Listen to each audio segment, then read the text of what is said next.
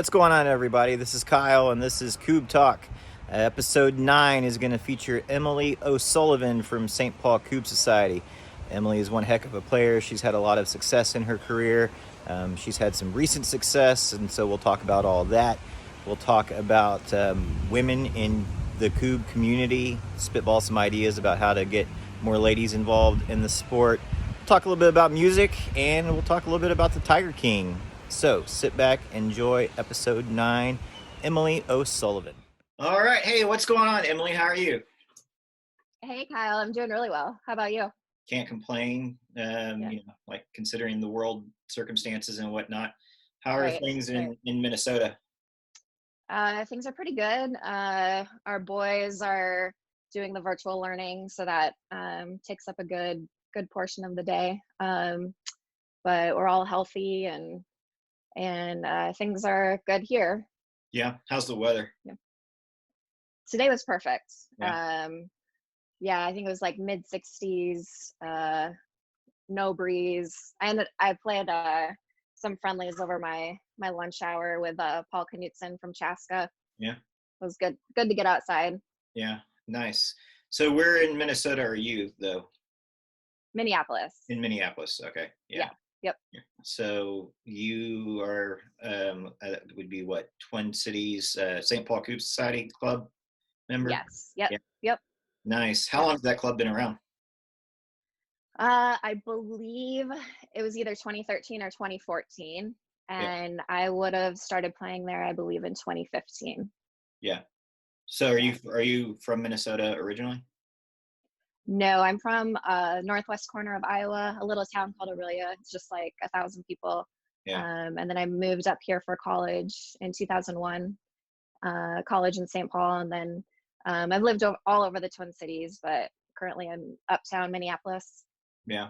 Nice. I had an Army friend that he was from Minnesota, and when he would get drunk, he would always tell the same stories over and over again. And he would always tell me about being from Minnesota, that there were only, I think, three famous people from the state of Minnesota. They were Kirby Puckett, Prince, and Winona Ryder. And I don't know how many times I heard that story, but it was. What about Bob Dylan? He never did mention Bob Dylan's from here. That's true. Yeah. He never maybe he wasn't a fan of his music or something. Maybe not. Yeah. Maybe not. But yeah, you're right. He never did mention Bob Dylan. But my favorite famous people were the Replacements and Husker Du, if you know their music. Yeah, I know of Husker Du. I don't think I've ever listened to them though. But yeah. Okay. Cool. So how were you introduced to Kubb originally? Mm-hmm. My friend Jen asked if I wanted to participate in a Kubb scramble. I had never even heard the word Kubb. But I said, sure. This would have been, I think, August of 2014. And so she came over to my house just like 2 days prior to the scramble and just gave me a quick showing of how it's played. And so I at least had kind of a grasp on the rules the day of the scramble. And that day I met a lot of veterans, some of the Chaska guys, Grant Scott, national champion. It was hosted by Eric Goplin of Minnesota Kubb, and he and his friend Cole had played at Worlds. So I was meeting a lot of really great players. Mm-hmm. But I still, for whatever reason, I wasn't aware that there were leagues and tournaments. So I don't think I played again for like over a year, I think. Yeah. And Eric Goplin asked me to sub on his team at the St. Paul Kubb Society. So that would have been, I think, like fall of 2015. And from there, I met a lot of awesome people and decided to team up with a couple of them for the Lopet. And then after that, we talked about nationals and playing a tournament in Caston, Minnesota. And I played one in Stoughton, Wisconsin. And I think my first like full year of Kubb, I played like a dozen tournaments. Oh, wow. Yeah. Yep. So you just jump straight into it. I did. Once I learned that the league was like, a weekly thing and a year-round thing. They even play in the winter. and then hearing about tournaments all over the US, yeah, then I got pretty hooked. Yeah.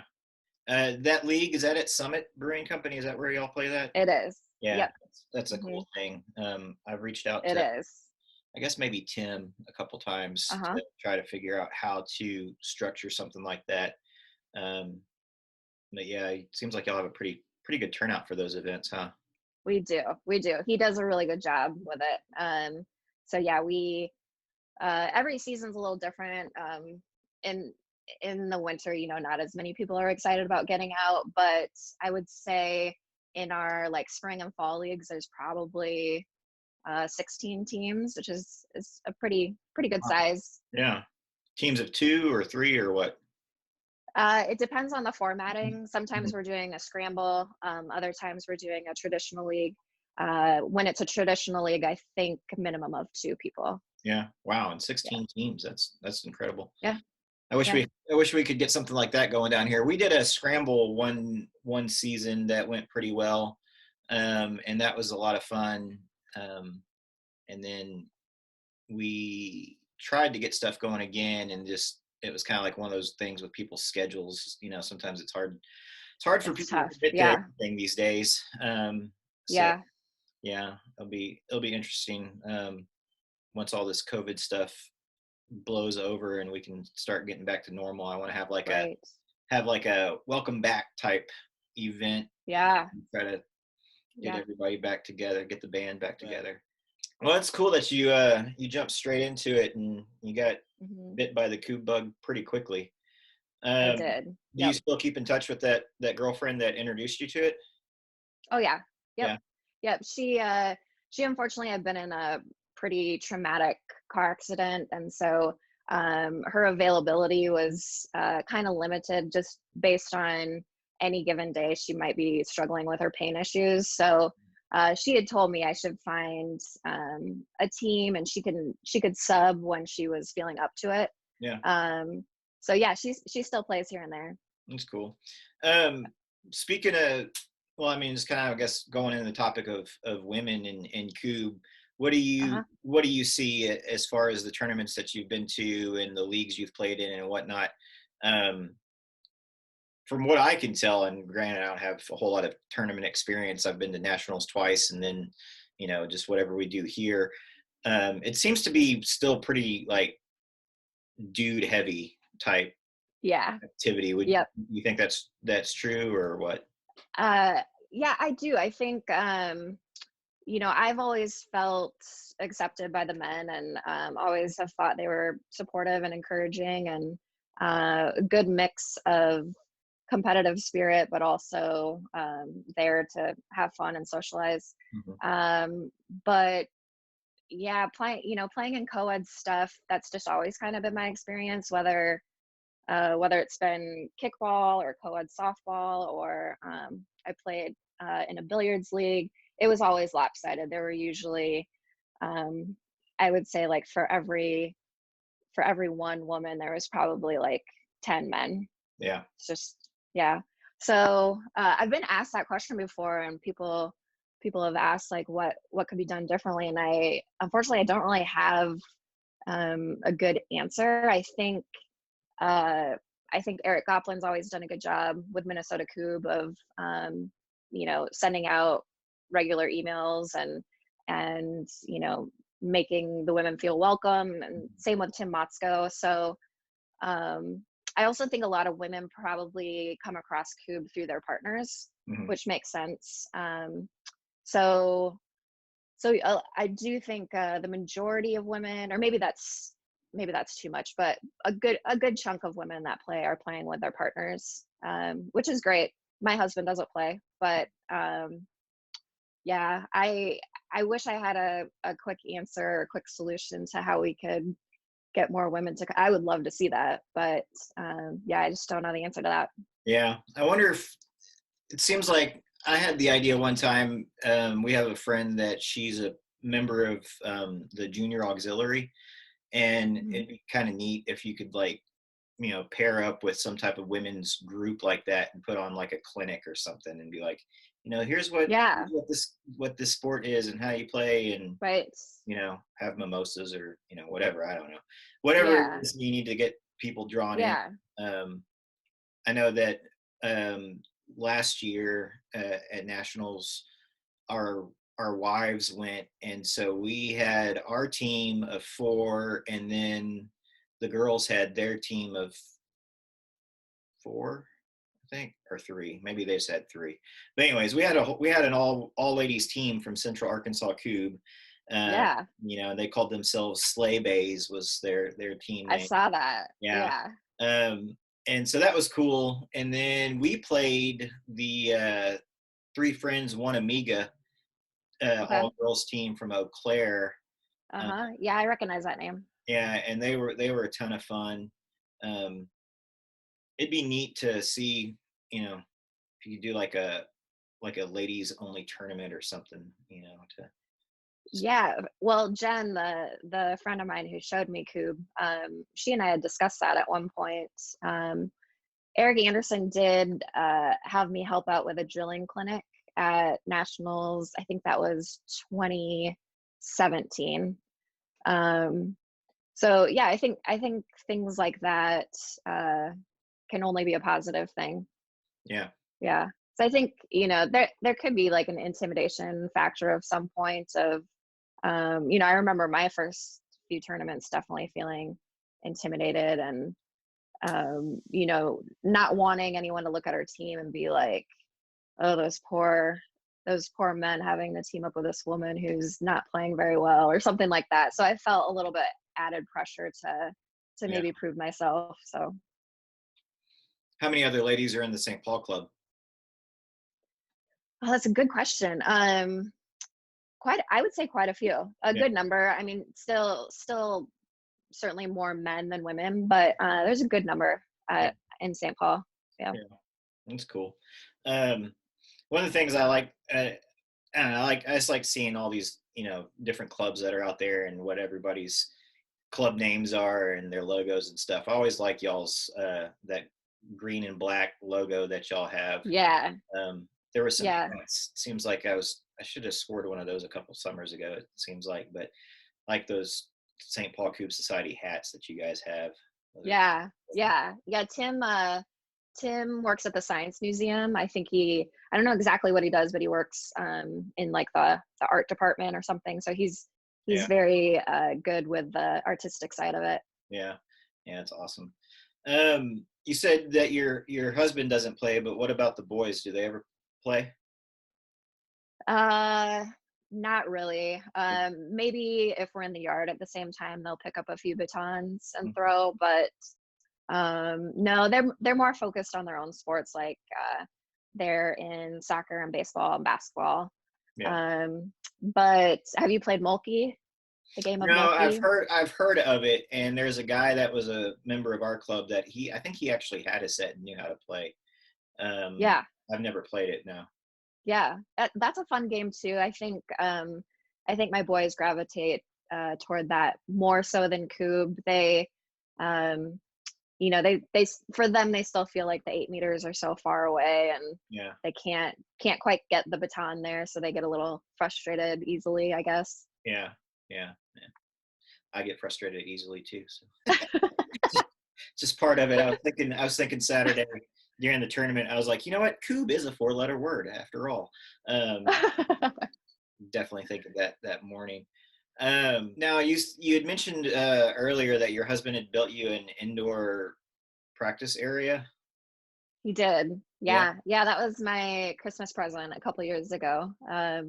So it's in our basement and it's just 8 meter throwing area. I suppose I could do some blasting and 4 meter throws, but primarily I use it for 8 meter throwing, and I probably don't use it as much as I should. With our winters being so long, I kind of don't have an excuse to not go down there during those months and try to stay fresh. But I don't know. I do use it, so I haven't been like an ingrate to his present or anything. I do use it, but I should use it more. So what's it set up like? Is there like a net or something, or like is it Yeah, turf? uh, Well, Paul Knutson from Chaska actually gave me this material. He works for 3M. So he gave me this material. I don't even know what it's called, but we use that as the backstop. Um, and then just, carpeting to kind of soften the blow. Otherwise, I think I'd burn through batons pretty quickly. Um, and yeah, obviously the Kubb is stationary. Doug's pretty handy with that stuff. I don't exactly know how he did it, but Yeah. um, but yeah, it's holding together well even after being hit a bunch of times. Yeah, that's cool.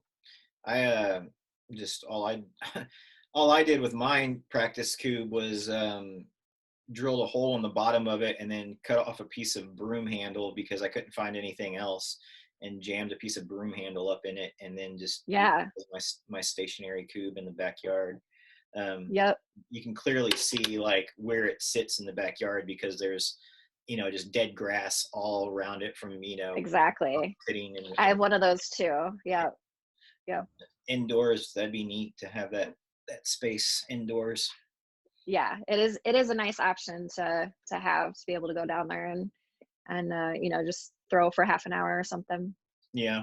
What's your practice schedule like, or training or whatever? Because I know when you and I played one time during the virtual league, you had mentioned how you had I guess over a couple seasons or whatever, trying to figure out your baton rotation. You're like, oh, well, first I was Yep. trying to do, one rotation, and then I was trying to do a half rotation and whatnot. Like, Yeah. how's your training? What's the method to the madness? Yeah, well, when I first started a few years ago, I was just pretty much concentrating on the shorter throws because I knew that was going to be my position on the team.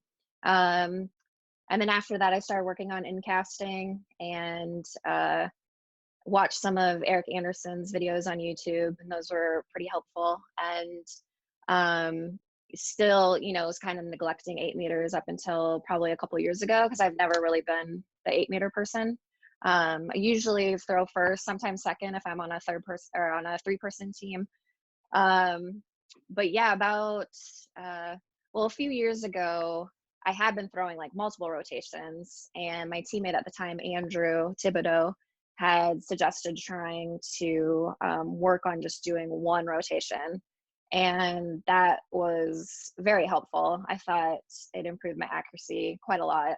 And then from there, some other players who throw a half rotation were trying to encourage me to give the half rotation a try.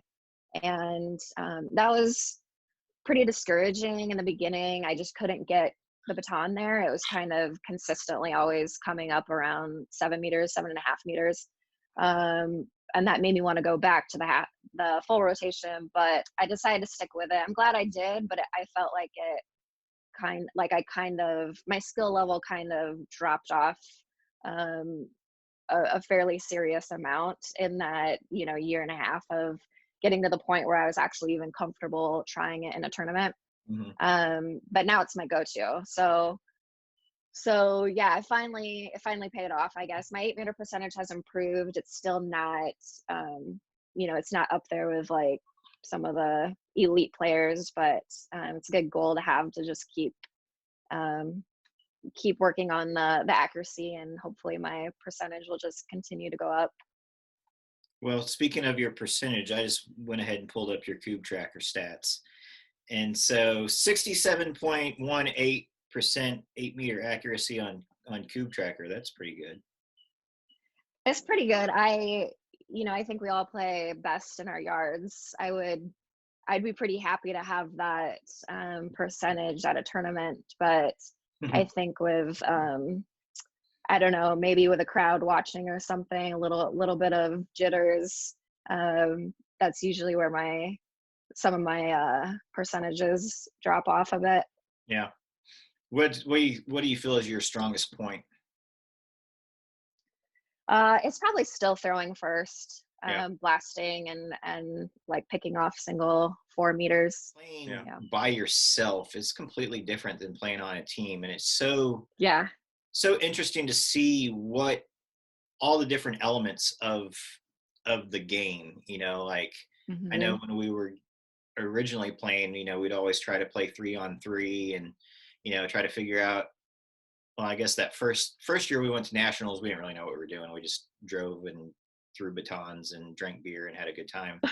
And kind of took notes on everything. And they were like, "Oh, okay, so we need to have like somebody, do 4 meters and somebody do 8 meters and somebody do this and that." And then this last time, uh, we kind of had a better strategy going into nationals. Um, and so, I'm just kind of like, it took me a while to realize or get used to, I guess, trying to incorporate every single aspect of it by myself into a game. And that's tough. Yeah. Yeah, I mean, that's Yeah. golly, like you got to be good at Yeah. everything. Yeah. Right. Yeah. Early on, I kind of recommend to people who are first starting out to just kind of start with one area and yeah, discuss it with a team and kind of have your different roles in place so then you can, maximize the use of your practice time. Hmm. Um, so that's why I hadn't thrown many 8 meters my first couple years, but uh yeah, playing with a team is a lot different. It's definitely my preference. I like 1v1 for sure, but playing on a 2-person or 3-person team is always my preference. Yeah. How many tournaments do you think you average in a year? Oh, it's dropped off significantly since I got married. I'll blame it on that. Mm. And having 2 boys, but our weekends are pretty full with our boys, basketball, football, soccer, chess, piano recitals, guitar recitals. So, and then just, family time of Mhm. going camping and family reunions. And there's usually a wedding every summer and stuff like that. So I think last summer I only played in 3. And then the summer before, probably about the same, probably about 3. So yeah, pretty significant drop off from having played a dozen my first year. But Yeah. I think I think that was to be expected because as much fun I was having, I knew it probably wasn't realistic to be out of town as much as I was. Yeah. Yeah. Um, well, speaking of tournaments, you had a pretty good showing at this virtual Coop tournament this last weekend. First place champion overall. I had 3 losses in the qualifying rounds, and all 3 of those, my opponent beat me in 2 turns. All right. Um, so there wasn't a whole lot I could do about it, but and then I thought I might not even make the championship bracket, and I was the 15 seed, but thankfully I was able to battle back up in the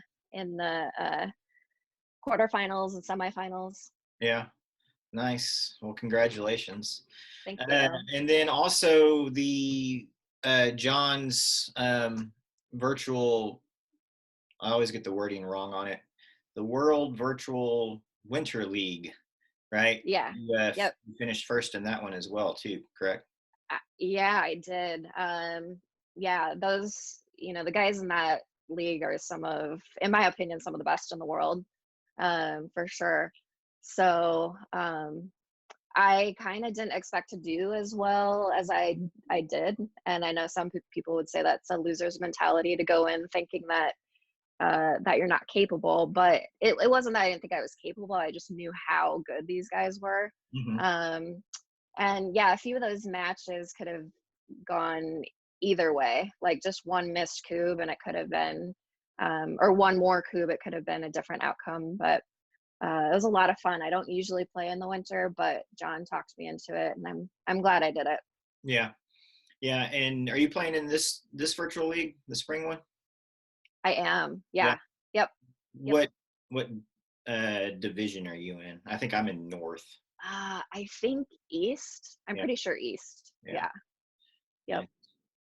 How did your have you played your week 2 game yet? I haven't played week 2 yet. I played week 2 yesterday. I played Dave Ellringer.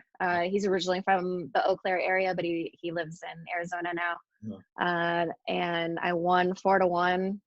And then I think I play Matt Braw tomorrow. Matt Braw from Chaska, Minnesota. so you played week 2 yesterday, you said? Yeah. And Yep. week 3 Yeah. And you tomorrow? can kind of, I think John's okay with skipping ahead. Yeah. If it works for your schedule, you can just kind of go at your own pace. Yeah, that's cool. Who did you play week 1? Week 1. Oh, I'm blanking. Was it? Oh, I don't know. I'm blanking. This is bad. Um, the different like the different virtuals are kind of like Running blending together. together. So um, I'm Yeah, blanking. no, I played Sorry. Mark, and then I think maybe I'm supposed to play Matt Green. Yeah, You know yeah. him? He was in the. Yep, he played in the virtual on Saturday. He made it to the semifinals. Oh, really? Yep. Okay. Yeah, that's who I'm supposed to play for week 2. Okay. Um, yeah, it's interesting to see the different format between John's League and the Keystone Virtual League. Um, it's a lot more Kubb with the Yeah. with John Yeah. being five games, each match, whereas the Keystone Yep. was 2 out of 3, um, Right. and then maybe even just more matches throughout the whole league itself too. I'm not even Uh sure, huh. um, Okay. but yeah. Are you doing the Keystone one also? I'm not this time around. I did last fall. Yeah, Yeah. That's when you and I would have played, right? yeah, hmm Okay. yeah, yeah, for sure. Well, so what about the last weekend? How do you think it went? Being the first ever North American Virtual Kubb Championship. Yeah, overall I thought it went quite well. Yeah. I know for a few people there were a few people that I don't know were as or had much practice with the Kubb tracker. So there may have been, a little confusion. But and then, in the first round with I think it was just like a system overload and things weren't loading correctly. But then it seemed like starting in game 2 that things were going pretty smoothly. Yeah, it was neat. It was a long day for sure though. I was like when it's Yeah, all said and done, I think I played, for like 7 hours worth of Kubb, which for me is like exactly. an absurd amount of time. Like for other people it's probably just normal, but I was like, oh my gosh, like Yeah, that was like an all day event. but yeah. but it was good and that was fun and I hope they do it again. I hope so too. Yeah, So it'll be neat. I really like um, Kubb Tracker and what the possibilities are. Maybe even going forward with what they can incorporate into it, and yeah, it'll be neat to see how they just develop that product more and more as people are yep, getting into it. Um, yep. I think it's really cool. Yeah, I like being able to look back on stats. Just texting your progress back and forth or using Facebook Messenger, that certainly can work. And sometimes I use that, but um, the Kubb tracker is nice to be able to see your stats at the end of the day, and then that kind of gives you an idea of where you need to work. You need Yeah, to work on a certain area of the game, maybe more than the other areas. yeah.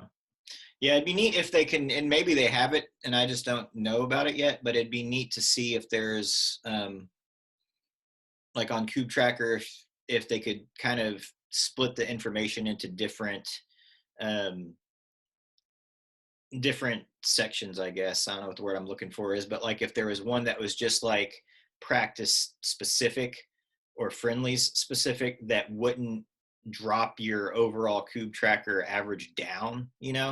Like Okay. like if you wanted to work on something, or a weak point, you could work on that. You could see the data going in, you could see the improvement, or whatever, but it wouldn't affect your overall average. Do you have any standout tournaments that come to mind whenever you think back Mm. to the days of your?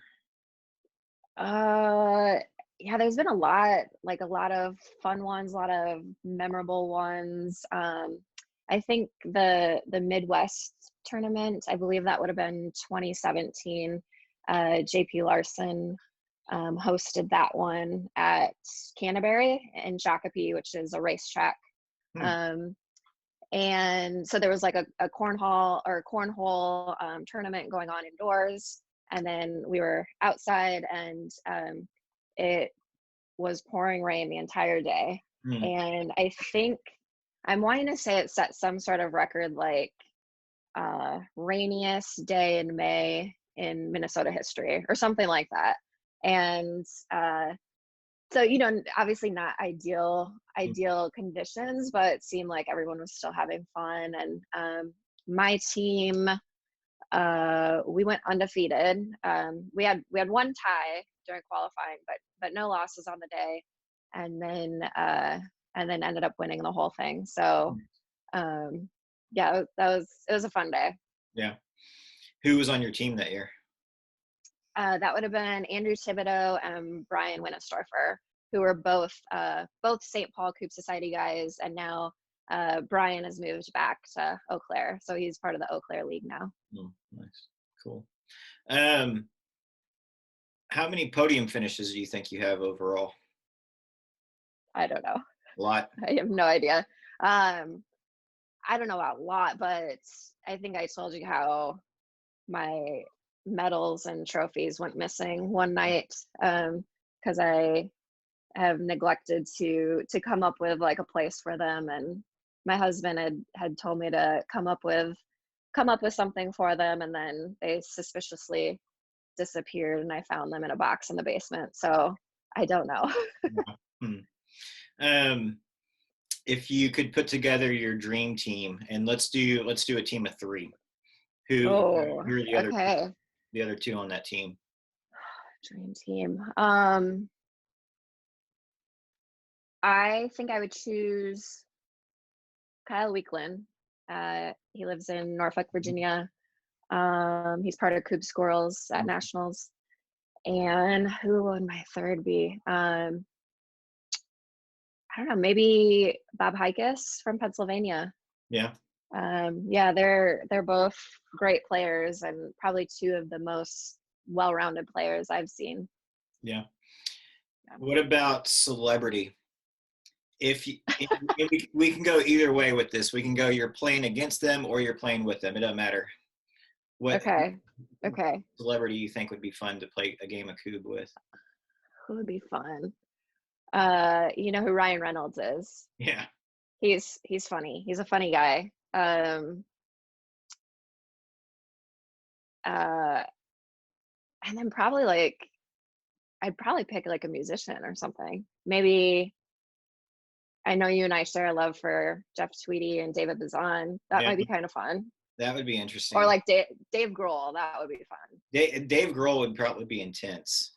That would be. I think so too. Yeah. So would you want him on your team or be playing against him? No, I don't think I'd want to play against Dave Grohl. I don't think so either. I think I would want that energy on my team. Yeah. Yeah, I think I would want Dave Grohl on my team. Bazan would be interesting. I don't know how good he would be though. He seems more like an artist than an athlete. Yeah.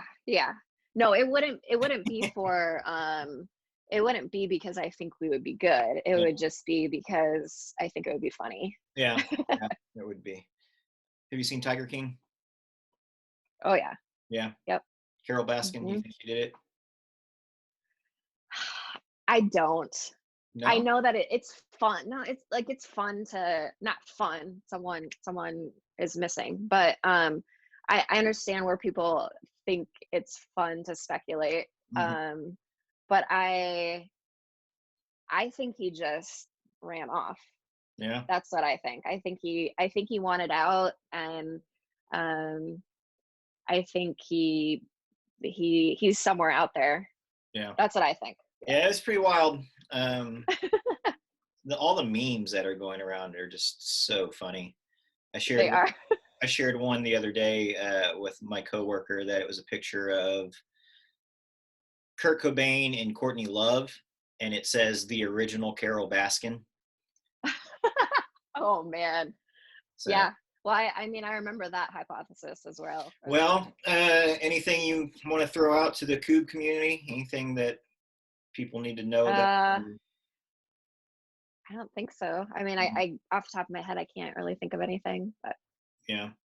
What are the odds? I asked John this. I'll ask you as well. What do you think the odds are of nationals happening this year?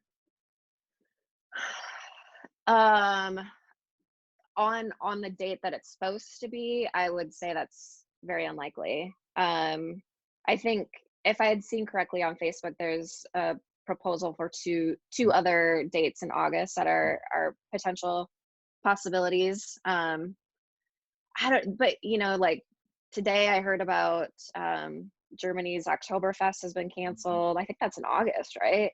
It's And then late September. September. Okay. And then I think something in Milwaukee was just canceled. I think like an Irish festival maybe, and that's maybe it's supposed to be in August. So things that are already a few months out are getting canceled. So I don't know. It's hard to speculate, but I guess I would say I think it's unlikely for sure in July. Yeah. Maybe August, but yeah, a lot of that news is confusing of, reopening theaters in Georgia next week. So then you think like, are other states going to do the same? I think Minnesota will be one of the last, but yeah, it's hard to know because you're hearing two sides of like, oh, this is going to be over soon, and then other people saying like this could go through winter. So I don't know. Yeah, I hate to think of the idea of like rushing back into everything and trying to go back to I do too. as quickly as I possible. do too. I don't think that's Yep. smart, so I don't know. Yep. Yeah. Yep. But it also sucks to see everything being canceled. Obviously, health is first and foremost, and feel guilty complaining about not being able to move forward with like my social life when other people are struggling and losing loved ones. But at the same time, it's fair to be frustrated or just bummed. Bummed is the word. Yeah. I appreciate your time and talking with me and being the first female guest of Kubb Talk. So there. Thank you. Well, thanks for asking me. Well, good luck to you going on into the upcoming weeks of the virtual league. Yeah, you too. Yep, I'm gonna need it, but it'll be fun. But yes. Anyways, well, again, thanks for your time, and I'll let you get back to your stuff there. Okay. All right. Thanks, Kyle. It's good talking to you. All right, so there it was, episode 9. Thank you guys for watching, and again, thanks to Emily for joining me for this episode. Continue to stay safe, continue to stay healthy, and until next time, we'll see you on the pitch.